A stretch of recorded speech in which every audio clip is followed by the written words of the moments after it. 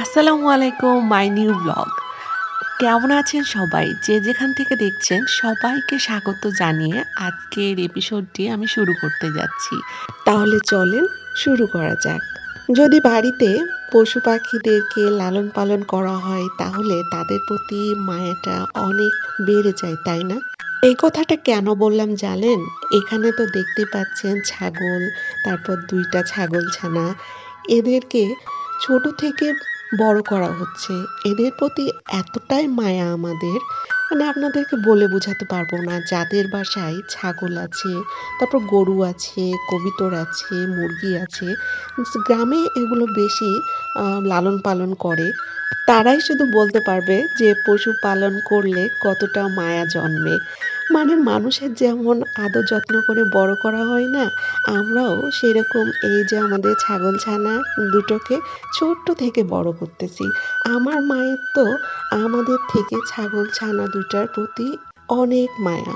মানে ওদেরকে এত যত্ন করে। আর আপনারাও যদি লালন পালন করেন তাহলে তো অবশ্যই বুঝতেই পারবেন কতটা তাদের প্রতি ভালোবাসা মায়া জন্মে। যারা লালন পালন করে তারাই শুধু বুঝে। ঠিক বলছি না আপনাদের? আমি কিন্তু গ্রামে বাস করি, তাই গ্রামের ভিডিওগুলো আমার কাছ থেকে আপনারা বেশি পাবেন। কারণ আমি গ্রামে বাস করি। আর আপনাদের গ্রাম যদি ভালো লাগে অবশ্যই কমেন্ট সেকশনে জানাবেন।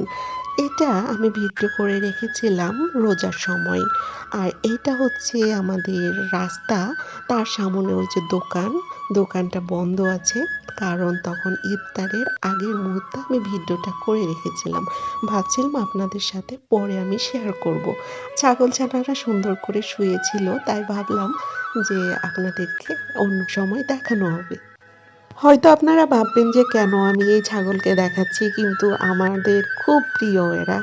আপনাদেরকে তো আগেই বলেছি এদের প্রতি অনেক মায়া। দেখতেই তো পাচ্ছেন ওর পিঠের উপর ও মাথা দিয়ে কি করে শুয়ে আছে।